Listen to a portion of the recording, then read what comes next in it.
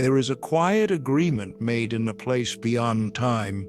It does not echo in language, nor does it find permanence on any scroll or digital record. It is felt in pulses, subtle, unseen, but absolute. A whisper made between soul and source, as if light were speaking to itself in the darkness, remembering its shape before form, before skin, before breath, before the identity now known as you.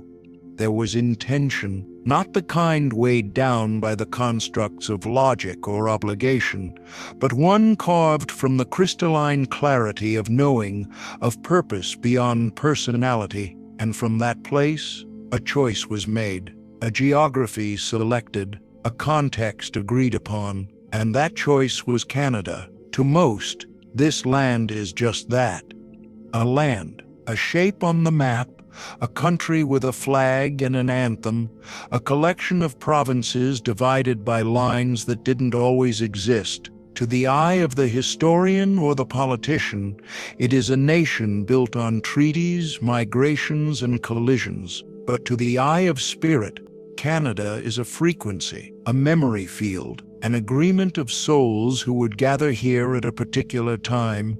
This time, not by coincidence, but by contract. Why Canada? Why now? These questions do not just exist on the surface. They echo through the chambers of your intuition, asking to be remembered rather than answered.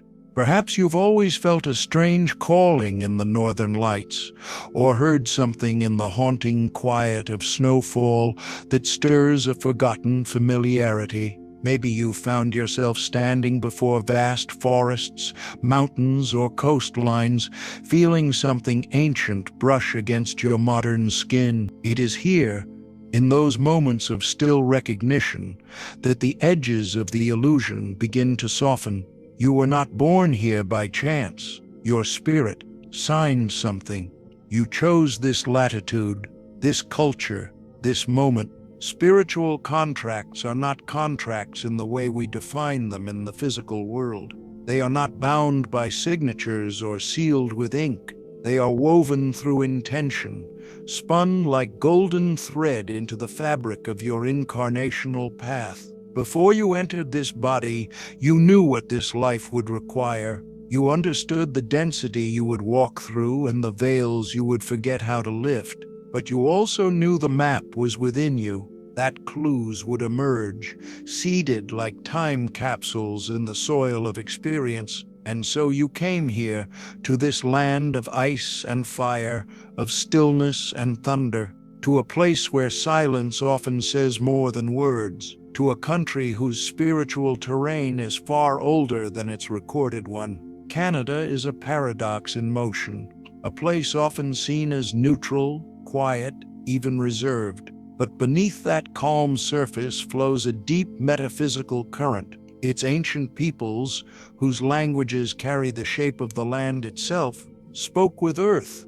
rather than over it. They did not just live on the land, they lived as the land. Before colonization, before the forgetting, there was a deep knowing here, and you, whether you are of indigenous ancestry or not, chose to walk into this memory field to help it awaken again from within. This is not a nationalistic story. It is not about flags or borders. This is about soul positioning. You didn't just choose Canada for its landscapes, economy, or cultural identity. You chose it for what it represents in the larger spiritual symphony of Earth. Canada is not passive, it is contemplative. It is not absent of power, it hides it in silence. And in that silence, you are being asked to listen, to remember why your spirit placed you here. Somewhere within you, a part already knows.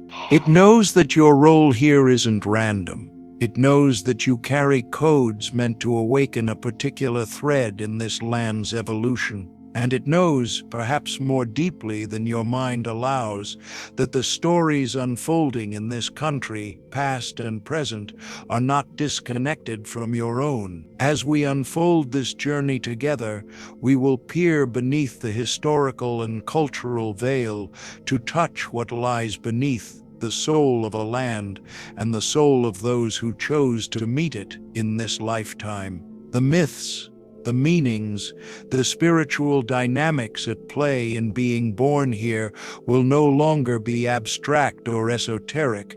They will become deeply personal. So let us begin, not just with facts or theories, but with a return to the sacred question you once asked, long before you entered this form: what am I here to remember in Canada? And more urgently, what is Canada here to remember through me? To understand why a soul would choose to incarnate in Canada is to peel back the thin gauze that separates our world of surface definitions from the deeper terrain of soul geometry. Every place on Earth is not only a location but an energy node, a vortex of learning, expression, and evolution. Some places teach fire, others movement. Some ignite karmic release, while others nourish expansion. Canada, however, is a teacher of quiet power, of reverent introspection, and of sacred integration.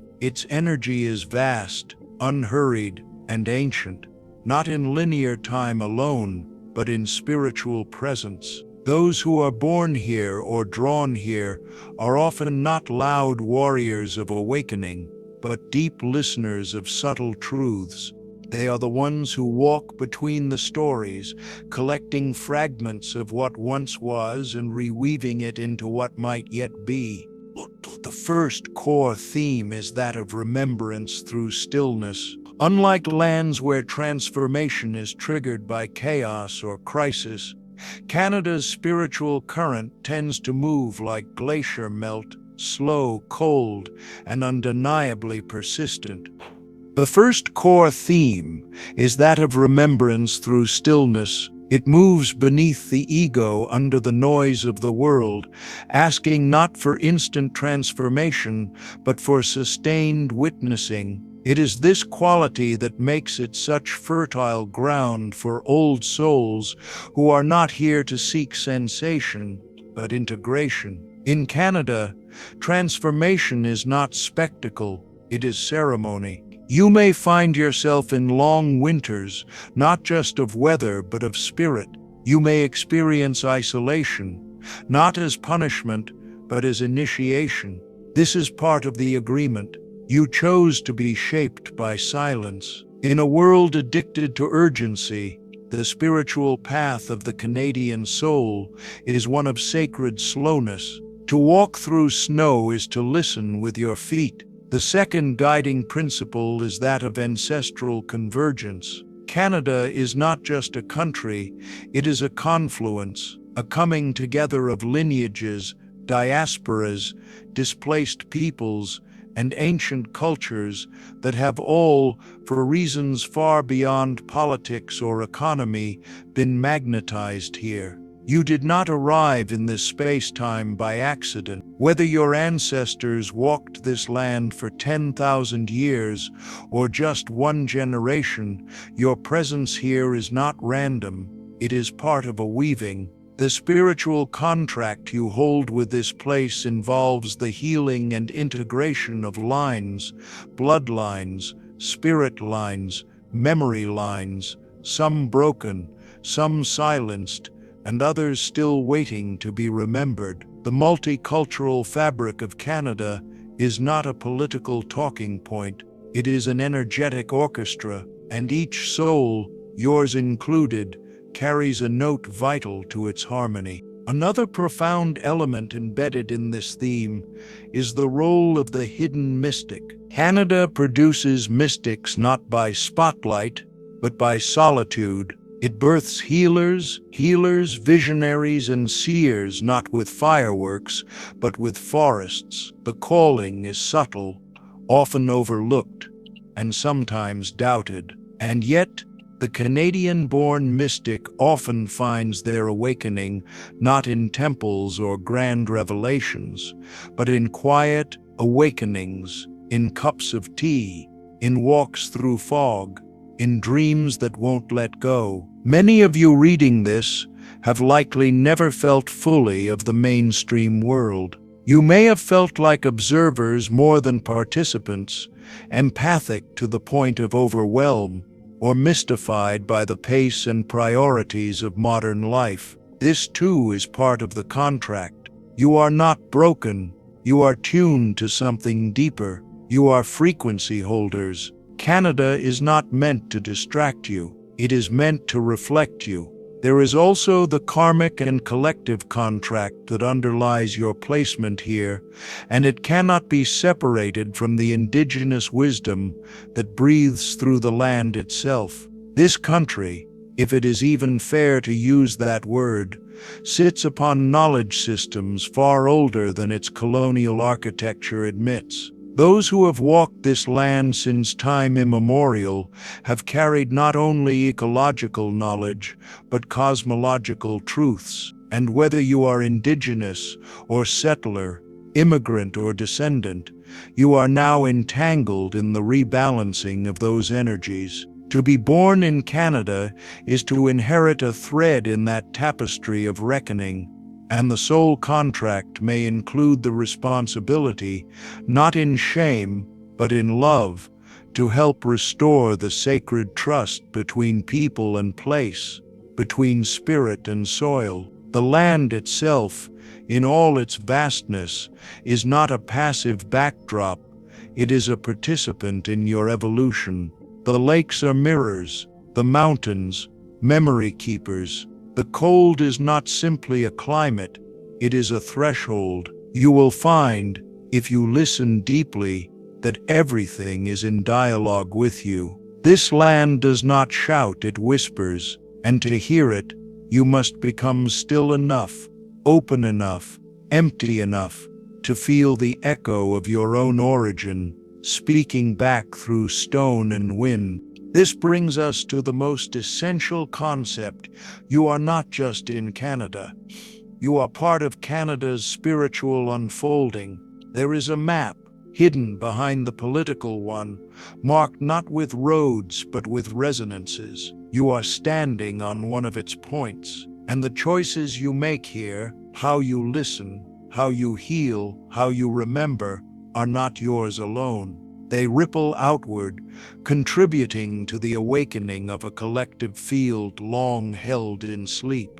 This is the quiet revolution of the soul in the North, not loud, not viral, not branded, but ancient and true and yours. Imagine, for a moment, that before your soul descended into matter, it stood before a great shimmering veil. This veil was not merely a boundary between spirit and form, it was memory's edge, a soft curtain of forgetting that each soul must pass through to become human again. Behind you stood the clarity of light, the whole knowing, the blueprint of who and what you are. Before you lay the descent, the narrowing into time, the compression into body, the slow immersion into a world that would forget its own soul in order to remember it anew. As you approached this veil, you were offered a choice, not in the way a question is posed with answers to be picked, but as a resonance felt in the marrow of your being. You felt a vibration, a call, a tone that pulsed from the north. It was not loud, but deep. It held in its frequency the rhythm of ancient forests, the crackle of northern frost, the stillness of untouched lakes, and the mournful echo of voices that once sang to the sky in a language of light. That tone was Canada, and your soul answered it. There is a story told, not in any book, but in the silent libraries of spirit, that the earth herself sings, that each region of her body emits a unique tone in the cosmic orchestra.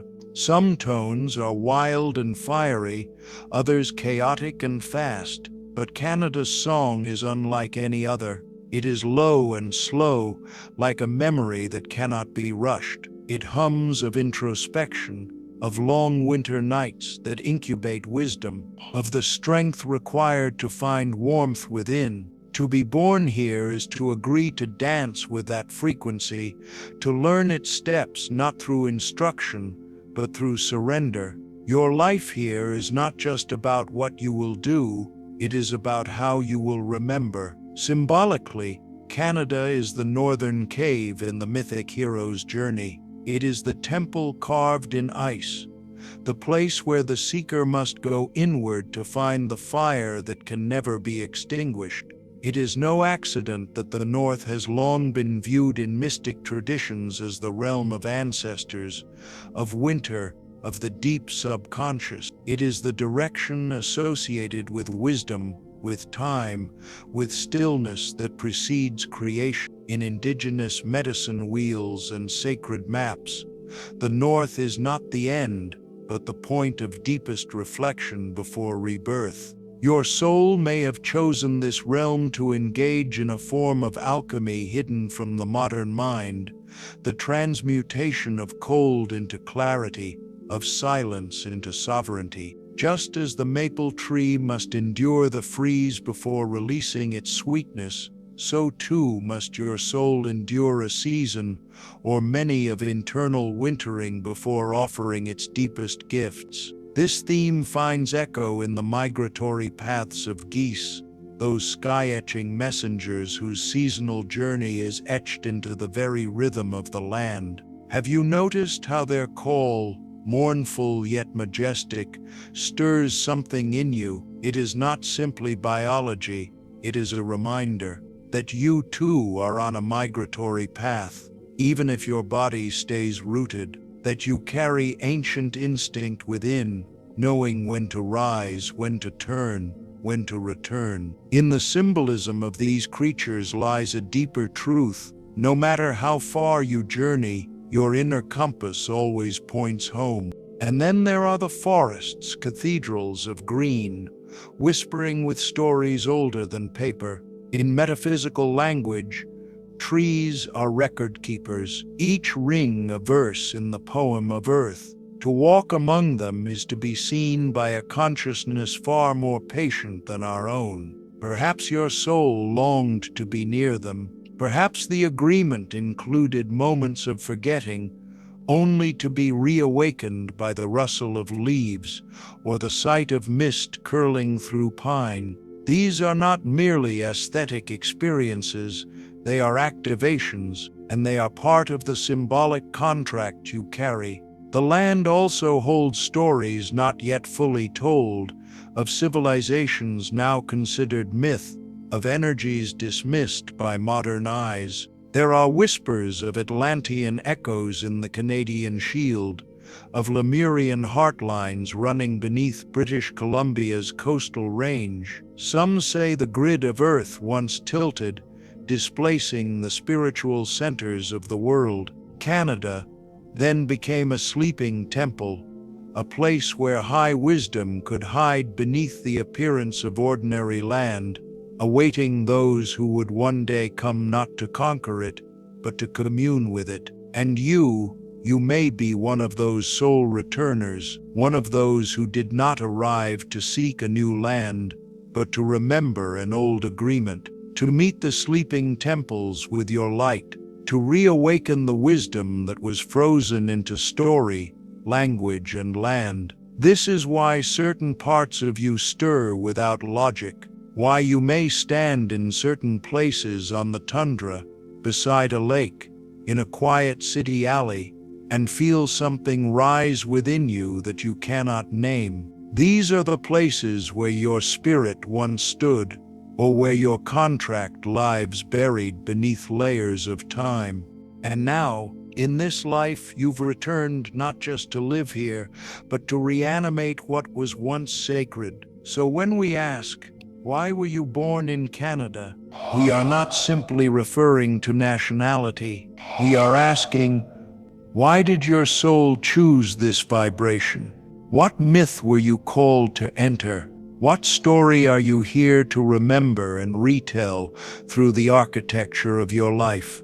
The answer is not a sentence, it is a journey, a remembering, a song that returns slowly, verse by verse, until your voice joins in and you realize you've known the words all along. It is one thing to speak of spiritual contracts, of mythic frequencies, and of ancient agreements. It is another to live them in the bones, in the breath, in the mundane moments that make up a modern Canadian life. Yet this is where the contract reveals its true potency. It was never meant to remain in the clouds of mysticism alone. The remembrance must descend through the nervous system, through the rhythms of daily choice, through how you move through the world, even when no one is watching. And that descent is where the alchemy begins. If your soul chose Canada not merely as a place to live, but as a field of energy to embody, then everything around you takes on a different hue. The long winters become more than seasonal endurance. They become metaphors for cycles of internal death and rebirth. The periods of darkness, isolation, or even spiritual quietude are no longer seen as voids to escape, but initiations to accept. These outer climates are mirrors for the inner initiations you agreed to undertake. The snow that silences the world is the same energy that invites you to silence your mind.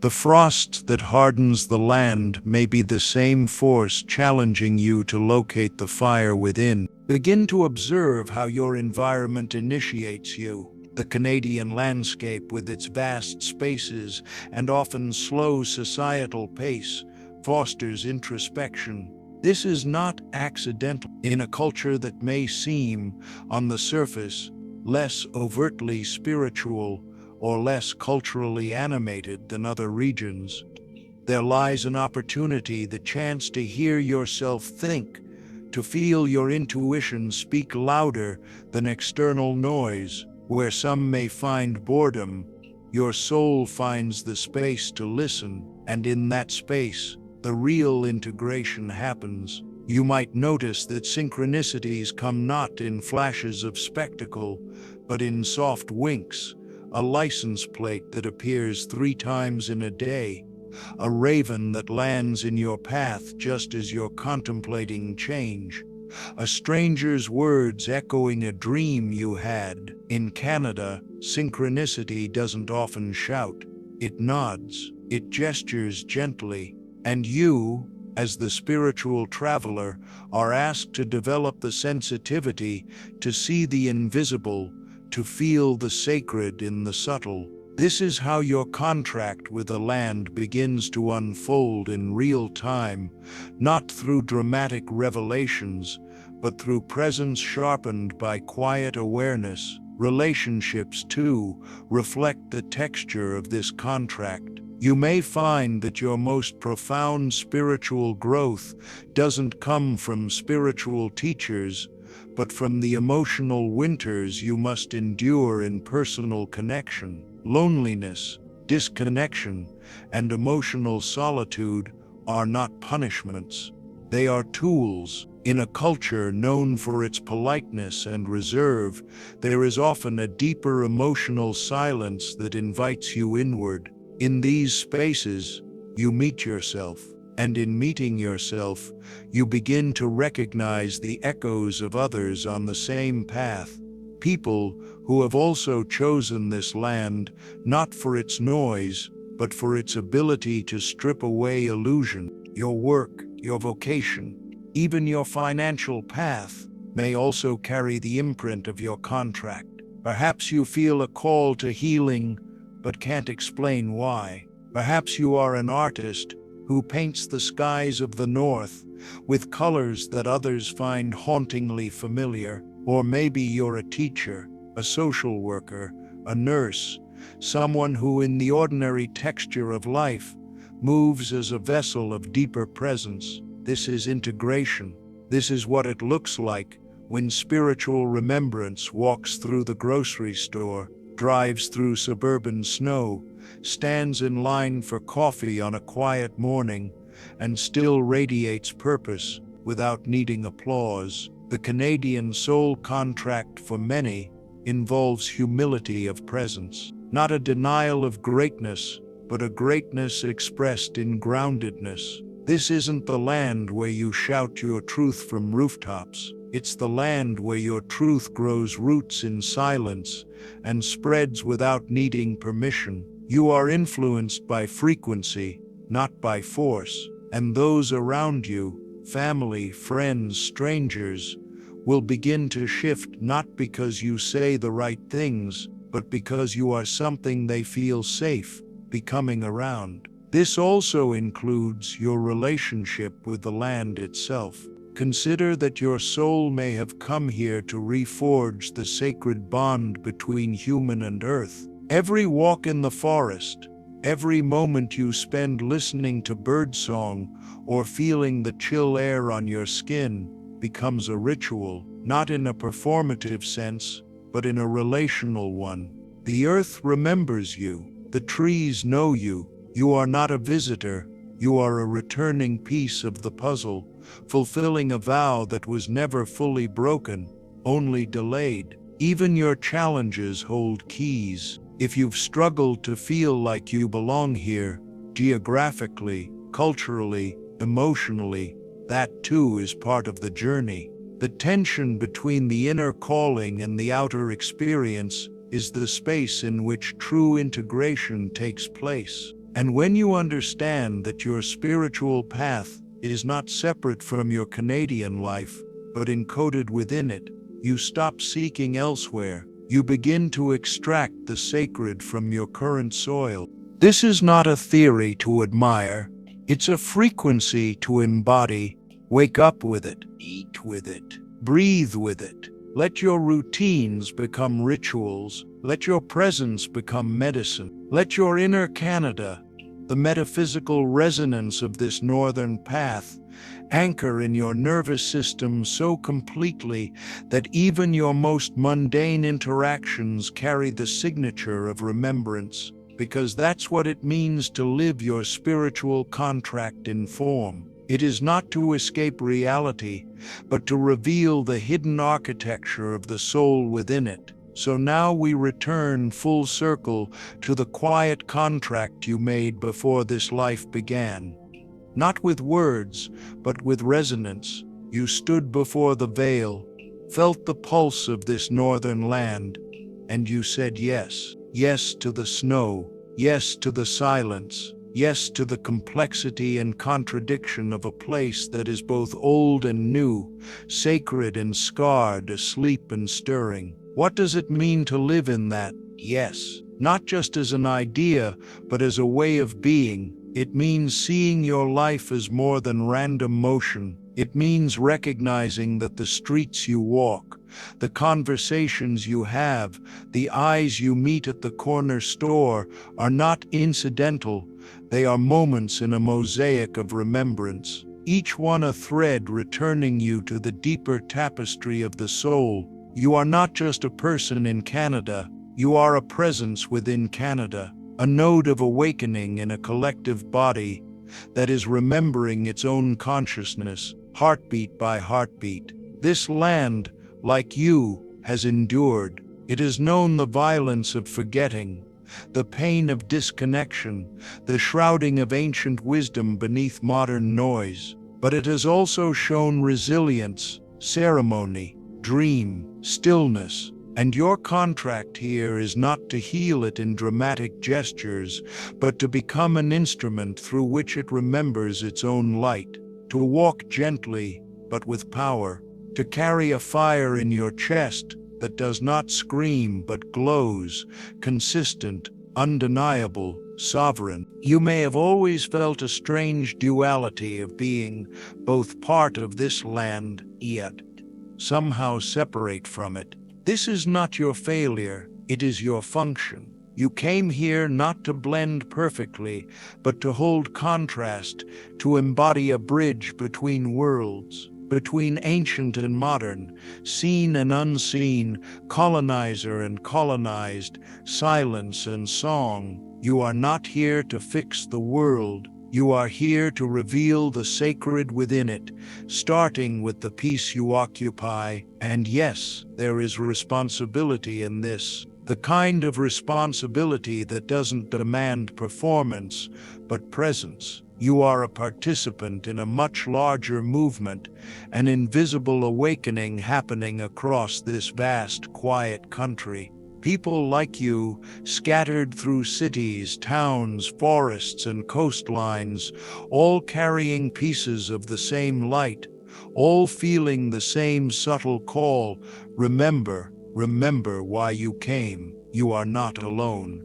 You never were. That longing in your heart, the ache that nothing material can satisfy, is not a flaw, it is a compass. It is your soul, whispering back to the moment of your choosing, back to the contract you made in stillness and love, reminding you that this life is sacred, this place is sacred, and you are sacred within it. And so you walk forward, not as someone waiting for permission, but as someone reinitiated into purpose. You let the wind speak to you. You let the land teach you. You allow the cold to cleanse, the trees to counsel, the stories, yours and others, to become medicine. You remember that every act of presence is a ritual, and every gesture of compassion is a kind of ceremony. In your breath is a song older than time. In your steps are the echoes of ancestors,